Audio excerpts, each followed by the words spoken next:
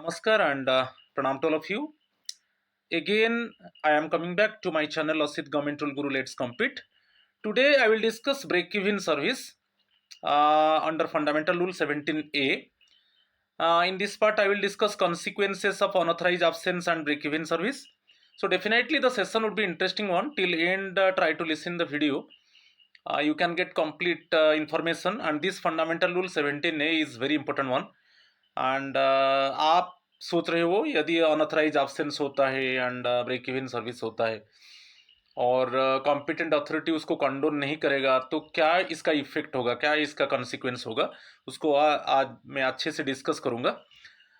So my friends, please subscribe my channel Asit government rule guru let's compete. Please subscribe, like and share my channel. आप जब video देख रहे हो तो subscribe कर दीजिए. सब्सक्राइब करने से क्या है, आपको फिर नोटिफिकेशन मिलेगा for my upcoming videos. So my request is please subscribe my channel Asit Government Rule Guru Let's Compete and definitely you will get some interesting videos in subsequent time. So my friends, it is my WhatsApp number 8327782034. If any queries there, you contact with me and clear your doubt. So now I am going to discuss you see consequences of unauthorized absence and break-even service under Fundamental Rule 17A. Right? So first one, you see what is Fundamental Rule 17A. The core rule is any period of unauthorized absence automatically results in a deemed break or interruption in service unless explicitly condoned by the competent authority. इसमें क्या है, यदि आपका service unauthorized absence होता है. Unauthorized absence क्या है तो मैं डिस्कस करूंगा. कोई स्ट्राइक में आप इन्वॉल्व हो गए, जो स्ट्राइक एक्चुअली परमिशन नहीं मिला है, और इंडिविजुअली सपोज आप एब्सेंट हो गए without permission of the leave authority, तो इस केस में अनऑथराइज एब्सेंस हो जाता है. और इससे क्या है, it just relate to break even service और इंटरप्शन इन सर्विस. यदि उसको जो कॉम्पिटेंट अथॉरिटी है, आपका कॉम्पिटेंट अथॉरिटी इस केस में जो अपॉइंटिंग अथॉरिटी है, यदि उसको वो कंडोन नहीं करेंगे तो ये ब्रेक इवन सर्विस होगा. तो ब्रेक इवन सर्विस से क्या कॉन्सिक्वेंस होगा आगे हम डिस्कशन करेंगे. तो ही है, यदि आप it means any employee, it means involve in unauthorise absence, so and the competent authority cannot condone this unauthorized absence, then it means its consequence is severe and harsh one in some cases. So I will discuss in the next part. Second one क्या है, governing scope क्या है related to the pension. यदि आपका unauthorized absence होता है, break even service होता है, क्या पेंशन का जो बेनिफिट्स है क्या उसको वो अफेक्ट करेगा. ज़्यादातर पेंशन रिलेटेड में आप देखिए जो रूल 27 है, सीसीएस पेंशन रूल्स 2021, उसमें मेंशन है कि रूल 27 ये बोल रहा है कि यदि अनऑथराइज एब्सेंस होता है, कि आपका सर्विस ब्रेक होता है, कि आपका सर्विस इंटरप्ट होता है, इस केस में क्या है, ज़्यादातर कॉम्पिटेंट अथॉरिटी में बोला जो अपॉइंटिंग अथॉरिटी उसको कंडोन कर देते हैं, क्योंकि पेंशनरी बेनिफिट अफेक्ट होगा तो एक कंसर्न एम्प्लॉय के लिए मुश्किल होता है. तो जनरली इसमें जो अनऑथराइज एब्सेंस है, ब्रेक इवन सर्विस है, वो कंडोन हो जाता है. ठीक है, तो आगे में हम देखेंगे. आप देखिए किस कंडीशन में अनऑथराइज एब्सेंस होता है. Okay, in which conditions actually unauthorise absence और break even service it is happened, इसको देखेंगे. फर्स्ट देखिए कि इंडस्ट्रियल केस में जो एम्प्लॉइज एक्चुअली काम करते हैं इंडस्ट्रियल एस्टेब्लिशमेंट्स, ठीक है, तो participation in strike declared illegal, right, under the industrial disputes act 1947. यदि जो इंडस्ट्रियल एस्टेब्लिशमेंट्स में काम कर रहे हैं जो एम्प्लॉइज, यदि वो इलीगली स्ट्राइक में इन्वॉल्व होते हैं, जो एक्ट है दे दिया है इंडस्ट्रियल डिस्प्यूट्स एक्ट 1947 के हिसाब से, ये स्ट्राइक एक्चुअली अनऑथराइज है. इस स्ट्राइक में एम्प्लॉइज इन्वॉल्व रहेंगे तो ऑटोमेटिकली वो अनऑथराइज एब्सेंस होगा. ये फर्स्ट है. सेकेंड, नॉर्मल गवर्नमेंट एम्प्लॉइज देखिए, कंसर्टेड एक्शन, नॉन इंडस्ट्रियल और other employees, generally government employees, यदि group wise, the group wise and together wise if they go for strike, तो कॉम्बिनेशन में यदि वो स्ट्राइक करते हैं, और कंसर्ट मीन्स वो ग्रुप वाइज विदाउट अथॉरिटी, वो उनको परमिशन नहीं मिला और वो ग्रुप वाइज स्ट्राइक कर दिए, तो ये वैलिड रीजन है, इसमें अनऑथराइज एब्सेंस होगा। Okay, so second one is important one, जिसको बोलते हैं concerted action. It means with together, okay, in congregate manner, when the employees they go for strike and the government has not given permission for this strike, so automatically the period must be unauthorized, the strike period must be unauthorized। तो इसमें आपका service break हो सकता है यदि उसको आपका competent authority condone नहीं करेगा।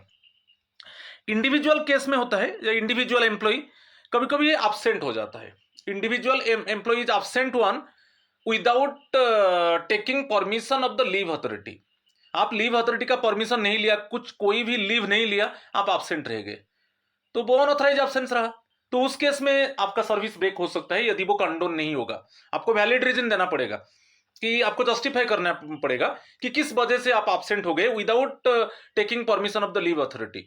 तो उस केस में आप जो जस्टिफाई किया उसको जो कॉम्पिटेंट अथॉरिटी है उसको एनालाइज करेंगे, यदि उनको लगा हाँ ये जस्टिफाई है तो वो अनऑथराइज एब्सेंस को कंडोन कर सकते हैं, नहीं तो आपका सर्विस ब्रेक हो जाएगा। और डेजर्टिंग द पोस्ट, कभी कभी क्या है, आप ऑफिस आकर काम नहीं कर रहे हो और छोड़कर चले जाते हो, और आपको काम असाइन होता है, आप काम नहीं करते हो, तो ये सब केस में क्या है, अनऑथराइज एब्सेंस माना जाता है। आप ऑफिस आ रहे हो, ऑफिस काम नहीं कर रहे हो और बाहर चले जाते हो, तो इस तरीके के केस में आपका अनऑथराइज एब्सेंस और ब्रेक इन सर्विस हो सकता है। ये 3 कंडीशंस बहुत इंपॉर्टेंट है, इसके ऊपर क्वेश्चन आता है। तो आपको एक बताया इंडस्ट्रियल केस में, और एक आप जब कंबाइंड गवर्नमेंट एम्प्लॉइज जब कंबाइंड स्ट्राइक में जाएंगे, जो स्ट्राइक एक्चुअली अनऑथराइज है, जिस स्ट्राइक को परमिशन नहीं मिला है, वो पीरियड अनऑथराइज एब्सेंस होगा और ब्रेक इन सर्विस हो सकता है। और इंडिविजुअल केस में आप परमिशन नहीं लिया, आप एब्सेंट हो गए और आपका पोस्ट को डेजर्ट करके आप कहां पर चले गए, आप काम नहीं कर रहे हो, तो अनऑथराइज एब्सेंस हो गए, तो इस केस में ब्रेक इन सर्विस होगा यदि जो कॉम्पिटेंट अथॉरिटी उसको कंडोन नहीं करेगा। ठीक है, क्लियर? ये तीनों बहुत इंपॉर्टेंट है, इसको आप समझ लीजिए। नेक्स्ट पार्ट को चलेंगे। अच्छा, स्ट्राइक के बारे में हम थोड़ा देखेंगे, different type of strikes, general strikes, token strikes, sympathetic strikes की पार्टिसिपेशन इन ए बंद और सिमिलर डिसरप्टिव एक्टिविटीज। सो यहां पर स्ट्राइक में क्या क्या काउंट होगा वो दिया है। अभी हम कंडक्ट रूल चलेंगे, रूल 7 को देखेंगे। तो स्ट्राइक जो डेफिनेशन है इसमें क्या क्या है, ठीक है, तो यहां पर मैं डिस्कस कर दिया, कॉम्पिटेंट अथॉरिटी में बताया, यदि आपका अनऑथराइज एब्सेंस होता है तो वो अनऑथराइज एब्सेंस को कंडोन कर सकते हैं कॉम्पिटेंट अथॉरिटी, और basically competent authority appointing authority होते हैं। ठीक है, जो कॉम्पिटेंट अथॉरिटी है ना वो अपॉइंटिंग अथॉरिटी होते हैं, रिमेंबर करना, इसके ऊपर क्वेश्चन आता है। ठीक है, अभी स्ट्राइक को हम डिफाइन करेंगे।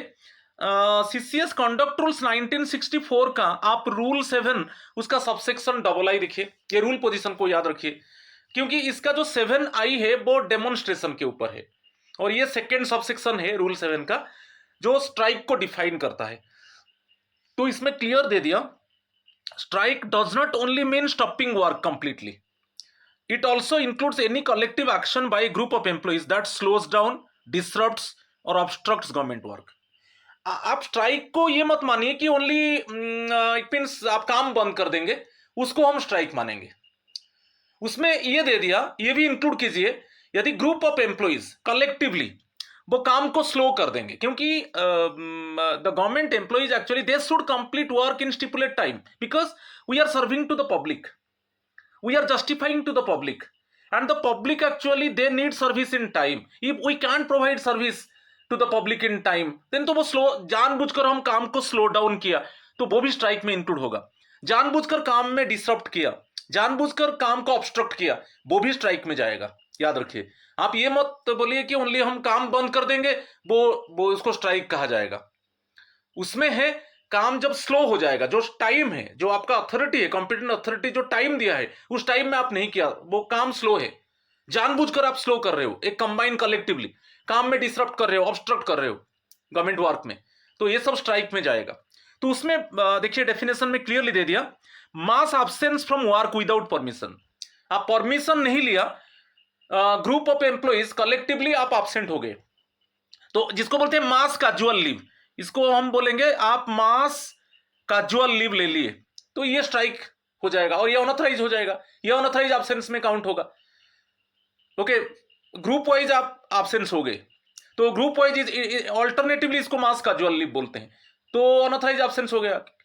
ठीक है, ओवर टाइम वर्क, जो पब्लिक इंटरेस्ट में ओवर टाइम वर्क आपको करना है मगर आप रिफ्यूज कर रहे हो। ओवर टाइम मीन आपका जो 8 आवर्स वर्क है बियॉन्ड ऑफ दैट आप करोगे, क्योंकि पब्लिक इंटरेस्ट है, करना होगा, आप उसको रिफ्यूज कर रहे हो, क्योंकि पब्लिक इंटरेस्ट में हमको ओवर टाइम वर्क करना है मगर आप रिफ्यूज कर रहे हो, मीन्स वो चला जाएगा स्ट्राइक में। एक्शंस दैट स्लो डाउन और स्टॉप वर्क, काम बंद कर देना और काम को स्लो कर देना जानबूझकर, वो भी स्ट्राइक में जाएगा। तो ये actually CCS conduct rules 1964 rule 7 subsection I जो स्ट्राइक को डिफाइन किया है। ठीक है, इसके ऊपर में मेरा वीडियो है, आप देख लीजिए, सीसीएस कंडक्ट रूल्स 1964। ठीक है, डेमोन्स्ट्रेशन एंड स्ट्राइक, उसका फर्स्ट सेक्शन जो है रूल 7I वो डेमोन्स्ट्रेशन के ऊपर है और आई स्ट्राइक को डिफाइन किया है। ठीक है, तो इस केस में, इसी रिलेटेड केस में स्ट्राइक जो जो इंक्लूड होता है स्ट्राइक में, अनऑथराइज स्ट्राइक में अनऑथराइज एब्सेंस होगा, यदि उसको कॉम्पिटेंट अथॉरिटी कंडोन नहीं करेगा तो ये सर्विस आपका ब्रेक हो जाएगा। ठीक है, चलो नेक्स्ट वन, इंपैक्ट हम देखेंगे। एक्चुअली जो ब्रेक इन सर्विस होता है वो तीनों एरिया में उसका कॉन्सिक्वेंस हॉट करता है। तो क्या है, एक है कॉन्टिन्यूअस सर्विस चाहिए, जैसे एलटीसी के लिए, लीव ट्रैवल कंसेशन के लिए आपको कॉन्टिन्यूअस सर्विस चाहिए। ठीक है, कॉन्टिन्यूअस सर्विस क्या है, सपोज आप देखिए, मैं एक एग्जांपल देता हूं, आपका ब्लॉक ईयर पीरियड 4 ईयर होता है, वो कॉन्टिन्यूअस होना चाहिए सर्विस। सपोज आप न्यूली अपॉइंटेड हो, इट मीन्स एम्प्लॉय हो, सपोज आप ज्वाइन किया जनवरी 1 2025 में। ठीक है, आपका कंप्लीट हो जाएगा 1 ईयर दिसंबर 31 2025, तो एलटीसी के लिए आपके लिए एप्लीकेबल हो जाएगा 1 जनवरी 2026। ये सर्विस कंटिन्यू होना चाहिए, मगर इसके अंदर आप क्या किया, आप जो अनऑथराइज एब्सेंस सपोज 10 डेज हो गया, अनऑथराइज एब्सेंस 10 डेज हो गया और इसको कंडोन नहीं किया गया, आप एब्सेंट हो गया अनऑथराइजली, आप लीव अथॉरिटी का परमिशन नहीं लिया, 10 डेज एब्सेंट हो गया और उसको कॉम्पिटेंट अथॉरिटी ने कंडोन नहीं किया, तो ये ब्रेक इन सर्विस हो गया, क्योंकि कंटिन्यू होना चाहिए, कंटिन्यूअस होना चाहिए सर्विस में ब्रेक नहीं होना चाहिए। तो यहां पर मेरा इमेजिनरी एग्जांपल में अनऑथराइज एब्सेंस हो गए 10 डेज, तो आपका, और वो अनऑथराइज एब्सेंस को कंडोन नहीं किया गया तो ब्रेक हो गया। तो ब्रेक हो गया मींस, इट मींस रूल है कि जो न्यू अपॉइंटेड एम्प्लॉय है 1 ईयर सर्विस कंप्लीट होने के बाद ही वो एलटीसी के लिए एलिजिबल है कि नहीं, 1 ईयर सर्विस कंप्लीट होना है, उसके बाद वो एलटीसी के लिए एलिजिबल होगा। मगर आपका 1 ईयर कंप्लीट नहीं हुआ क्योंकि आप 10 डेज अनऑथराइज एब्सेंस हो गए।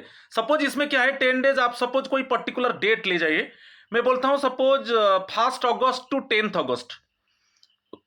ठीक है, 1 अगस्त टू 10 अगस्त आप अनऑथराइज एब्सेंस हो गया और वो कॉम्पिटेंट अथॉरिटी उसको कंडोन माफ नहीं किया, तो जो 1 अगस्त टू 10 अगस्त है, फिर आपका 1 ईयर कब से काउंट हम करेंगे, 11 अगस्त से फिर रिस्टार्ट होगा।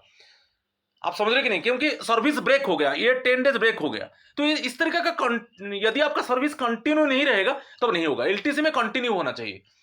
और इसमें ब्रेक हो गया 1 अगस्त टू 10 अगस्त, क्या है, आप अनऑथराइज एब्सेंस हो गए, तो वो एक्चुअली सर्विस को ब्रेक कर दिया। तो सर्विस को ब्रेक कर दिया मींस फिर आपका 1 ईयर हम वहां से काउंट करेंगे 11 अगस्त से। तो मेरा इमेजिनरी एग्जांपल में क्लियर। सिमिलरली क्वासी परमानेंसी क्या है, आप टेम्पोररी हो, सपोज आप टेम्पोररी हो मगर 2 years continuous service, 2 year continuous service चाहिए, परमानेंट के लिए। सपोज मेरा एग्जांपल में परमानेंट के लिए, ठीक है, क्लियर। सपोज इसमें आपका सर्विस ब्रेक हो गया, 2 ईयर कंटिन्यूअस सर्विस चाहिए, ठीक है, आपका सर्विस परमानेंट होने के लिए, मगर उसमें आपका ब्रेक इन सर्विस हो गया, अनऑथराइज एब्सेंस हो गए, और उसको अनऑथराइज एब्सेंस हो गए और उसका कॉम्पिटेंट अथॉरिटी उसको कंडोन नहीं किया, माफ नहीं किया, तो आपका सर्विस ब्रेक हो गया, कंटिन्यू नहीं रहा। आप समझ रहे कि नहीं, तो आपका कैसे फिर परमानेंट होगा। तो इस केस में अफेक्ट होता है, क्योंकि जो कॉन्टिन्यूअस है, जहां पर कॉन्टिन्यूअस सर्विस चाहिए, यदि उसमें अनऑथराइज एब्सेंस होता है और वो कंडोन जो कंपीटेंट अथॉरिटी उसको माफ नहीं करता है, तब उस केस में प्रॉब्लम आता है। सपोज इसके ऊपर सेकेंड के ऊपर मैं एक एग्जांपल देता हूं, क्वासी परमानेंसी। सपोज आप ज्वाइन किया, आप ज्वाइन किया 1 जनवरी सपोज 2024, तो आपका 2 इयर्स कंप्लीट होगा, 2 इयर्स कंप्लीट होगा जैसे हो जाएगा 31 दिसंबर 2026, ठीक है। तो आपका परमानेंट हो जाएगा, 2 इयर्स कंप्लीट हो गया, तो आपका परमानेंट मेरा एग्जांपल में हो जाएगा इट मीन्स नहीं, इसमें आपका 1 जनवरी 2024, तो 2 इयर्स है, 2 इयर्स है, तो आपका 31 दिसंबर 2025, सॉरी 2025, तो 1 जनवरी 2026 से आपका परमानेंट हो जाना चाहिए मेरा एग्जांपल में, क्योंकि कंटिन्यूअस सर्विस 2 इयर्स चाहिए। तो 1 जनवरी 2024 में आप टेम्पररी पोस्ट में ज्वाइन किए, 2 इयर्स कंप्लीट हो रहा है आपका 31 दिसंबर 2025, ठीक है। मगर इसमें क्या हुआ, सपोज आप सितंबर 1 टू सितंबर 2025 आपका अनऑथराइज एब्सेंस हो गया, आपका अनऑथराइज यूए में कर दिया, अनऑथराइज एब्सेंस हो गया, ठीक है। तो अनऑथराइज एब्सेंस हो गया मींस क्या है, इसको कंडोन नहीं किया गया, तो ऑटोमेटिकली आपका सर्विस ब्रेक हो गया। फिर आपका जो सितंबर 1 टू सितंबर, फिर सितंबर 21 से आपका रीस्टार्ट होगा, फिर जो कंटिन्यूअस सर्विस के लिए। क्लियर? आप ज्वाइन किए 1 जनवरी 2024 टेम्पररी पोस्ट में, आपका 2 इयर्स कंप्लीट होना चाहिए टेम्पररी पोस्ट में, तो 2 इयर्स कंप्लीट हो रहा है 31 दिसंबर 2025, मगर मेरा एग्जांपल में आप सितंबर 1 टू सितंबर 20 आपका अनऑथराइज एब्सेंस हो गया और उसको कंडोन नहीं किया गया, कंपीटेंट अथॉरिटी उसको कंडोन नहीं किया, तो इसमें आपका सर्विस ब्रेक हो गया।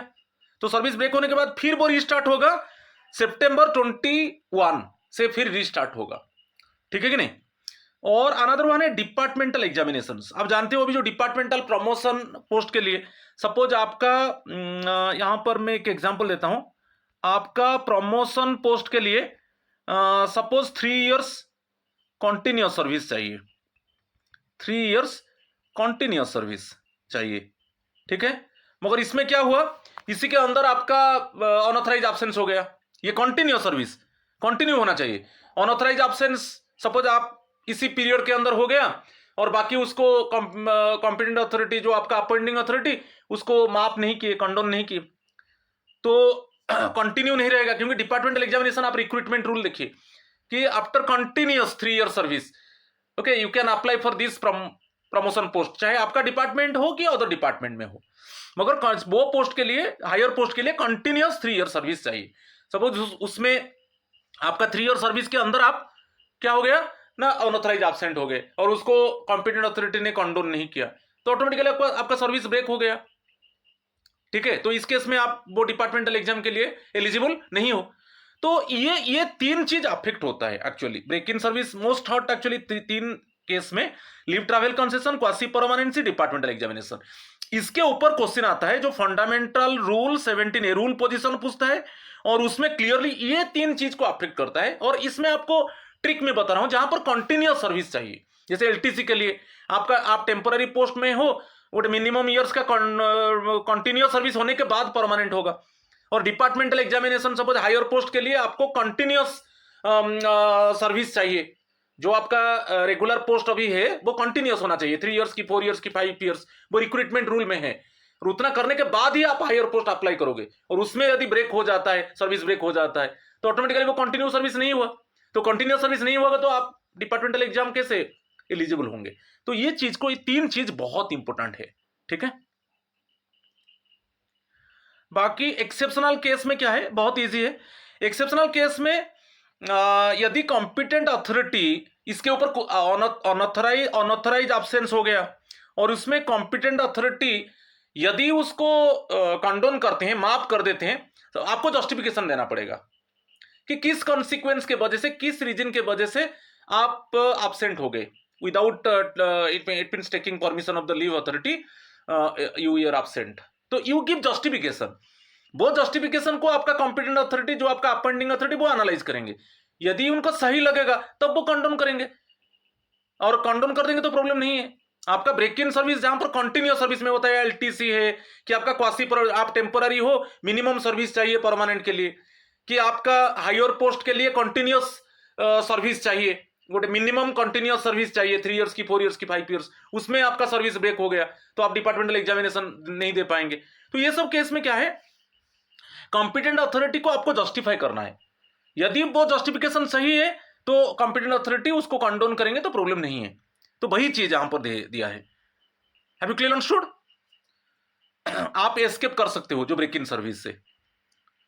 चलो नेक्स्ट पार्ट को चलेंगे। यहां पर एक छोटा सा एक फ्लो चार्ट दे दिया, आप उसको देख लिए। देखिए, employee absent from duty, absent जो है अनऑथराइज absent है, you have not taken permission of the leave authority, और आप absent हो गए।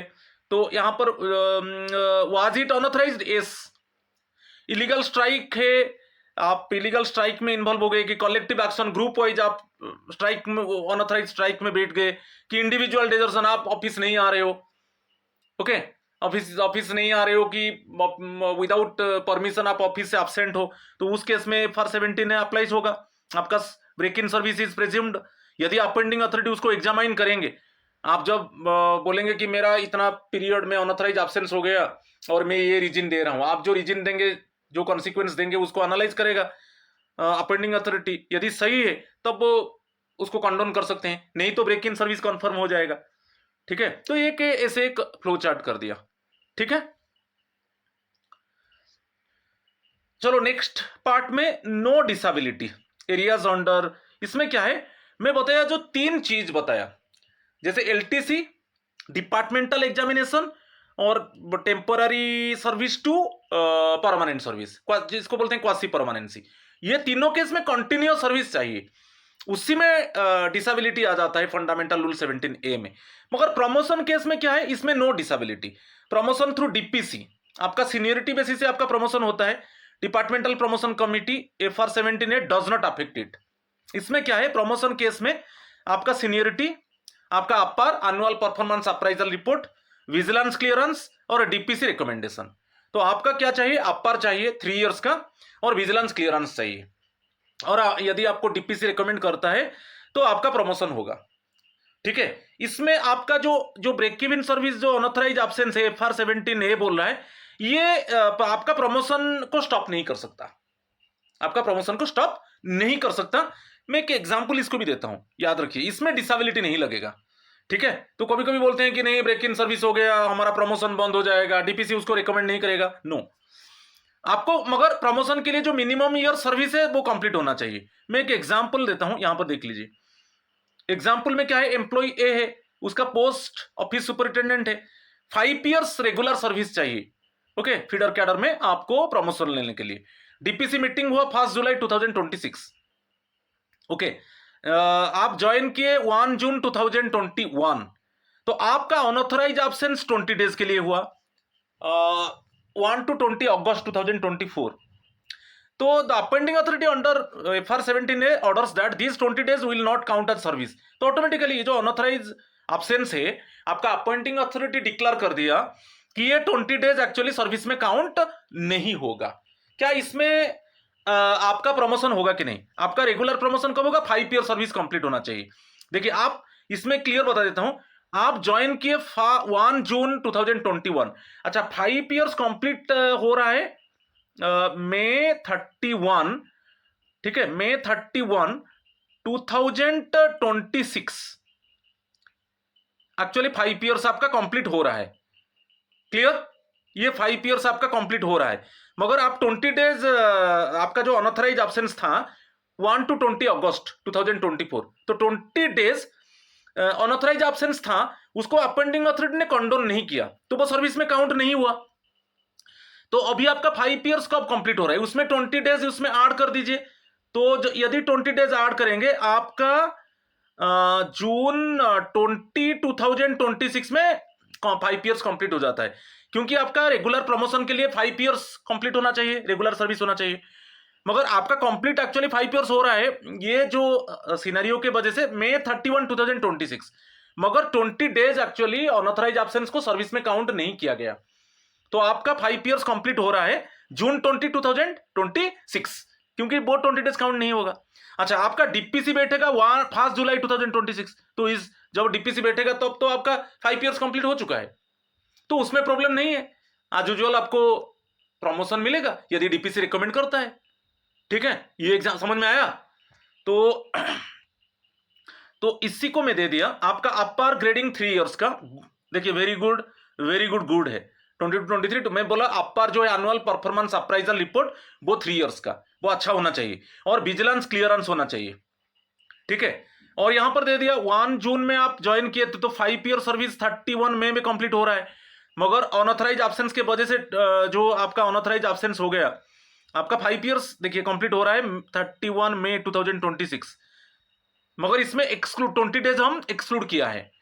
मगर यदि DPC meets 1 July 2026 the employee has already completed the qualifying service, तो आपका जो सर्विस कंप्लीट हो रहा है, ठीक है, तो इसमें हम 20 डेज इट मीन्स ऐड कर देंगे तो आपका कंप्लीट हो रहा है जून 20, 2026 में आपका कंप्लीट हो रहा है पूरा रेगुलर सर्विस, तो इसमें प्रॉब्लम नहीं है। तो डीपीसी रिकमेंड करेगा यदि आपका प्रमोशन होगा।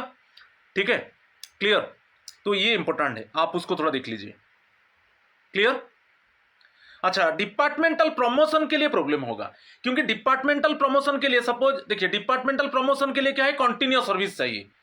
यदि जो मिनिमम ईयर्स कंटिन्यूअस सर्विस, चाहे आपका डिपार्टमेंट में हो कि अदर डिपार्टमेंट में हो, आप एक कभी रेगुलर पोस्ट में हो, ठीक है, अदर जैसे आप पीजीटी हो तो आपको प्रिंसिपल एग्जाम देने के लिए डायरेक्ट रिक्रूटमेंट में डीआर लिख दिया, जो ओपन कॉम्पिटिटिव एग्जामिनेशन में आपका पीजीटी पोस्ट 12 इयर्स होना चाहिए, पीजीटी पोस्ट 12 इयर्स होना चाहिए। आप प्रिंसिपल पोस्ट के लिए जब आप अप्लाई करेंगे डायरेक्ट रिक्रूटमेंट में, चाहे आपका डिपार्टमेंट हो कि अदर डिपार्टमेंट में हो, गवर्नमेंट डिपार्टमेंट में, ठीक है, मगर कंटिन्यूअस सर्विस 12 इयर्स चाहिए। यदि आपका उसमें ब्रेक इन सर्विस हो गया और उसको कंडोन नहीं किया गया, तो ब्रेक इन सर्विस हो गया मीन्स आपका कैसे होगा 12 इयर्स कैसे हम फिर काउंट करेंगे?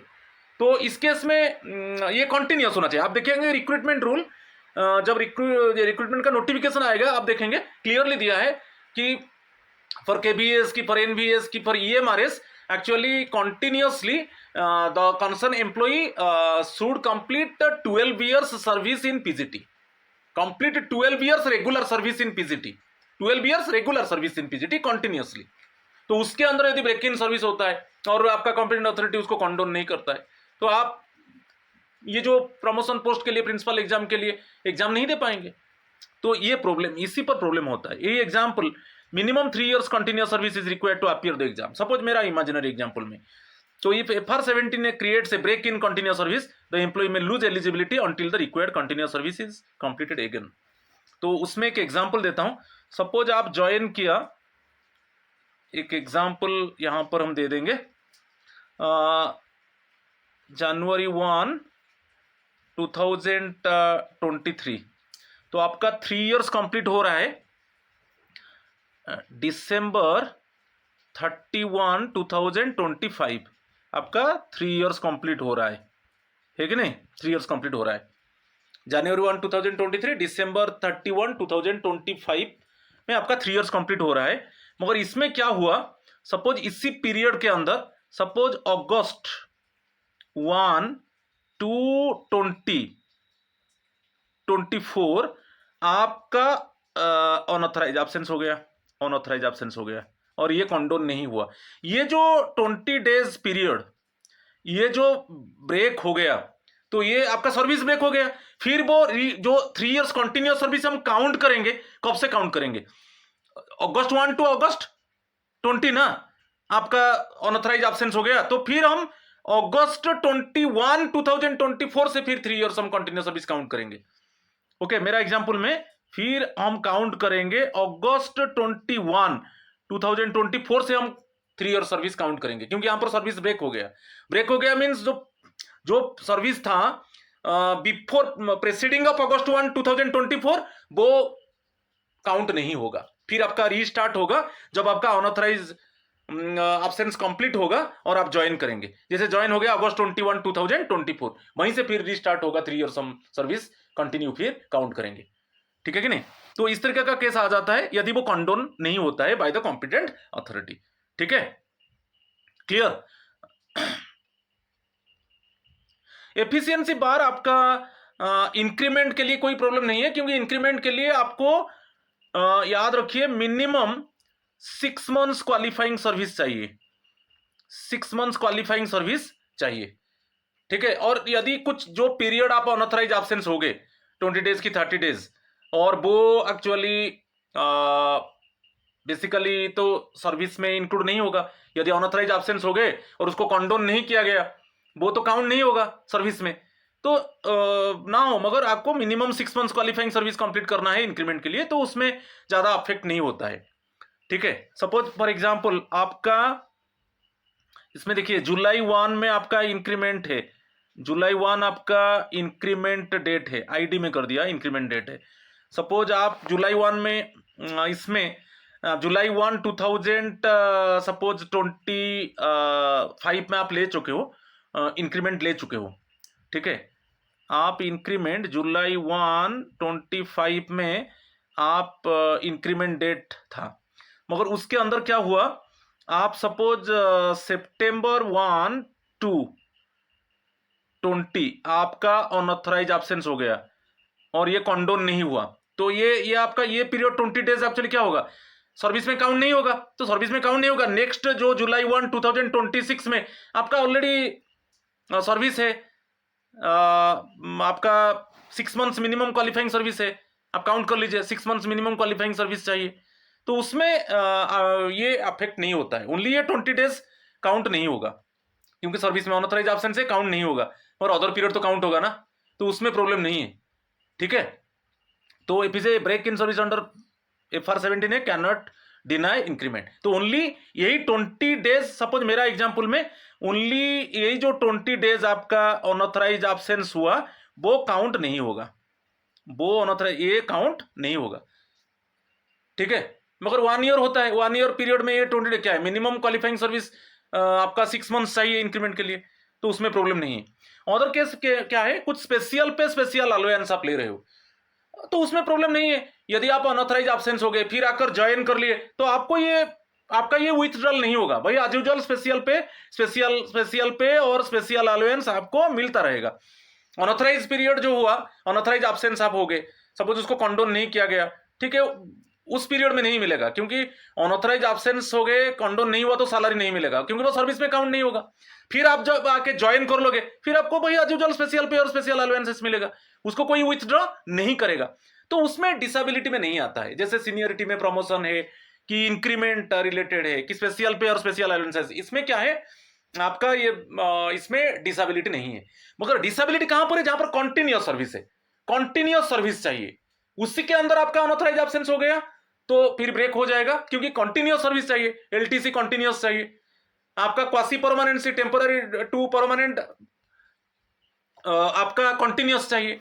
आपका डिपार्टमेंटल एग्जाम जो हायर पोस्ट के लिए आप अप्लाई करोगे, रिक्रूटमेंट रूल में है कि मिनिमम इतना सर्विस आपका कंटिन्यू होना चाहिए, कंटिन्यू, इसी के अंदर आप अनऑथराइज एब्सेंस होता है, ब्रेक हो जाता है, तो फिर आपका फिर आप जब ज्वाइन करोगे वहां से फिर रीस्टार्ट होता है। ठीक है, मगर इस केस में डिसेबिलिटी नहीं है। ठीक है, क्लियर? चलो नेक्स्ट पार्ट को देखेंगे। इसमें दिया है कि when a government servant is allowed और not allowed to sit in the departmental examination if FR 17 disabilities are imposed. अच्छा, डिपार्टमेंटल एग्जामिनेशन में आप बैठेंगे कि नहीं, इसके ऊपर अभी हम थोड़ा चर्चा करेंगे। जनरल रूल क्या है, जनरल रूल में if a government servant is under FR 17A, 17A means break even service और अनऑथराइज एब्सेंस से ब्रेक इवन सर्विस होता है। यदि कॉम्पिटेंट अथॉरिटी उसको कंडोन नहीं करेगा वो ब्रेक इवन सर्विस हो गया, तो वही डिसेबिलिटीज को हम डिसिप्लिनरी एक्शन बोलते हैं, वही इसी को जनरली हम डिसेबिलिटीज बोलते हैं। Normally they are not allowed to appear in the departmental examination, क्योंकि कंटिन्यूअस सर्विस चाहिए।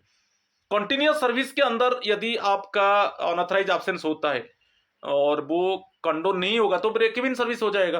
तो इस केस में क्या है, आपको जनरली सर्विस, आपको डिपार्टमेंटल एग्जामिनेशन आप नहीं दे सकते।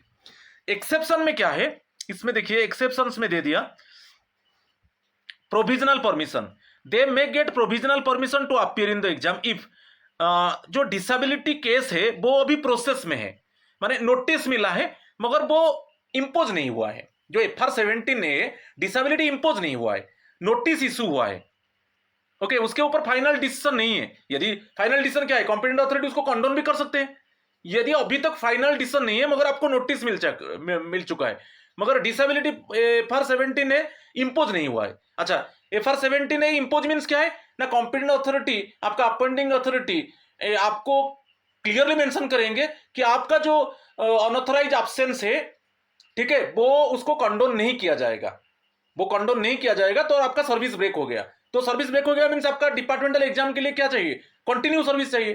तो वहां पर कॉम्पिटेंट अथॉरिटी ने आपको इन्फॉर्म कर दिया कि आपका जो अनऑथराइज एब्सेंस था उसको कंडोन नहीं किया जाएगा, तो उस केस में आपका प्रॉब्लम होगा। मगर अभी क्या है, आपको नोटिस इशू हुआ है मगर अभी तक आपके ऊपर पेनल्टी जो डिसेबिलिटी इंपोज नहीं हुआ है, तब आपको प्रोविजनली आप बैठेंगे एग्जामिनेशन में, प्रोविजनली बैठेंगे। मगर जब सपोज आपका कॉम्पिटेंट अथॉरिटी ने डिक्लेयर कर दिया कि हाँ जो अनऑथराइज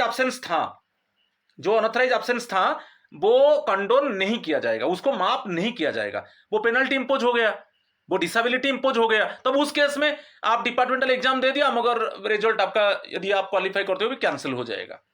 ठीक है, clear. Next one, but final result depends on the, final result किसके ऊपर, ये पेनल्टी इज इंपोज्ड। यदि पेनल्टी इंपोज होता है आपका रिजल्ट कैंसिल हो जाएगा, यदि पेनल्टी नहीं होता है, वो कॉम्पिटेंट अथॉरिटी ने क्या किया, उसको कंडोन कर दिया अनऑथराइज एब्सेंस को, तो कंडोन कर दिया मींस फिर कंटिन्यू सर्विस आपका जो मिनिमम सर्विस चाहिए डिपार्टमेंटल एग्जाम के लिए वो कंटिन्यू हो जाएगा, तो रिजल्ट वैलिड हो जाएगा। अच्छा, नेक्स्ट वन दिया है, इफ अपील इज पेंडिंग। अच्छा, penalty under appeal is pending means क्या है, आपके ऊपर पेनल्टी इंपोज हुआ कि जो अनऑथराइज एब्सेंस है वो उसको कंडोन नहीं किया जाएगा, उसको मना कर दिया कॉम्पिटेंट अथॉरिटी ने कि इसको कंडोन नहीं किया जाएगा। तो आप क्या किए, अपील किया, मगर अभी तक अपीलेट अथॉरिटी ने डिसीजन नहीं दिया है, आपके ऊपर डिसेबिलिटी इंपोज हो गया कि आप जो अनऑथराइज एब्सेंस में थे उसको कंडोन नहीं किया जाएगा। आप जस्टिफिकेशन दिए थे मगर कॉम्पिटेंट अथॉरिटी उसको मना कर दिया, तो आप अपील किया है अपीलेट अथॉरिटी के पास, मगर अभी तक अपीलेट अथॉरिटी का जजमेंट नहीं आया है। तभी भी आपको जब अपील किया और अपील का कोई रिजल्ट नहीं आया, तब इस केस में आपको परमिशन नहीं दिया जाएगा डिपार्टमेंटल एग्जाम में। एक्सेप्शन क्या है, परमिशन कब दिया जाएगा, जब अपीलेट अथॉरिटी ने आपके ऊपर पेनल्टी इंपोज हुआ कि अनऑथराइज एब्सेंस पीरियड को कंडोन नहीं किया जाएगा, तो ब्रेक इन सर्विस होगा, उसको रेगुलर नहीं किया जाएगा, तब आप अपील किया और अपील में अपीलेट अथॉरिटी ने वो जो अनऑथराइज एब्सेंस पीरियड को वो क्या क्या हटा दिया, उसको रेगुलर कर दिया सर्विस, तो उस केस में प्रॉब्लम नहीं है, आपका डिपार्टमेंटल एग्जामिनेशन आप देंगे और वैलिड होगा। वही है, permission can be given only if the appellate authority removes the penalty and the employees otherwise eligible. तो इस केस में थोड़ा इसको भी आप देखिए। तो ये जो था बेसिकली ब्रेक इवन सर्विस, ये बहुत इंपॉर्टेंट है। FR17A ये बोल रहा है कि आपका जो डिसेबिलिटी 3 केस में होता है। यदि आपका ब्रेक इवन सर्विस होता है, अनऑथराइज एब्सेंस हुआ और उसको कॉम्पिटेंट अथॉरिटी कंडोन नहीं किया, वो ब्रेक इवन सर्विस हो गया। जहां पर कंटिन्यूअस सर्विस चाहिए, जैसे कंटिन्यूअस सर्विस में बताया LTC के लिए कंटिन्यूअस चाहिए, quasi permanency temporary to permanent जो मिनिमम सर्विस चाहिए वो कंटिन्यूअस चाहिए। आप कोई डिपार्टमेंटल एग्जाम दे रहे हो, उसके लिए हायर पोस्ट के लिए मिनिमम सर्विस चाहिए और वो कंटिन्यूअस चाहिए, तो उस केस में एक्चुअली अनऑथराइज एब्सेंस यदि कंडोन नहीं किया कॉम्पिटेंट अथॉरिटी ने, वो ब्रेक इवन सर्विस हो जाएगा और उस केस में एक्चुअली ये आपके ऊपर जो पेनल्टी थोड़ा हर्टफुल होगा। अदर केस में जो डिपार्टमेंटल प्रमोशन कमेटी DPC से प्रमोशन होगा कि आपका इंक्रीमेंट है कि मैं जो बताया आपको 2-3 कंडीशन यहां पर दे दिया कि आप देखिए स्पेशल पे और स्पेशल अलाउंस मिल रहा है, ये सब इस केस में डिसेबिलिटी नहीं है, नो डिसेबिलिटी है, इस केस में नो डिसेबिलिटी है। तो only no disability, promotion, increment, special pay और स्पेशल अलाउंसेस, ये सब नो डिसेबिलिटी है। ठीक है, जितना पीरियड है वो सर्विस में काउंट नहीं होगा, प्रॉब्लम नहीं है। जो पीरियड एक्चुअली अनऑथराइज एब्सेंस है, यदि कंडोन नहीं होगा वो सर्विस में काउंट नहीं होगा उतना ही पीरियड। बाकी जो कंटिन्यूअस सर्विस है, कंटिन्यूअस सर्विस केस में जो चाहिए, यदि कंटिन्यूअस सर्विस जहां पर चाहिए और ब्रेक इवन सर्विस हो गया तो वहां पर प्रॉब्लम, ओके, वहां पर वो डिसेबिलिटी एक्चुअली उसका कॉन्सिक्वेंस बहुत एडवर्स होता है। ठीक है, तो नेक्स्ट मेरा जो वीडियो आएगा डाइज नॉन के ऊपर आएगा। कभी कभी हम ये सोचते हैं कि डाइज नॉन और ब्रेक इवन सर्विस सेम है, नहीं, ये जो फंडामेंटल रूल 17A बोल रहा है only break even unauthorised absence break even service, ये और डाइज नॉन और ये जो ब्रेक इवन सर्विस अंडर 17 है थोड़ा स्लाइटली डिफरेंट है, स्लाइटली डिफरेंट है, तो उसको हम डिस्कस करेंगे नेक्स्ट में। मैं डाइज नॉन और उसी वीडियो में मैं थोड़ा कंपेयर कर दूंगा कि break even service under fundamental rule 17 है, डाइज नॉन में क्या डिफरेंस है, वो नेक्स्ट वीडियो को आप वेट कीजिए। सो आज इतना ही है, थैंक यू एंड नमस्कार टू ऑल ऑफ यू।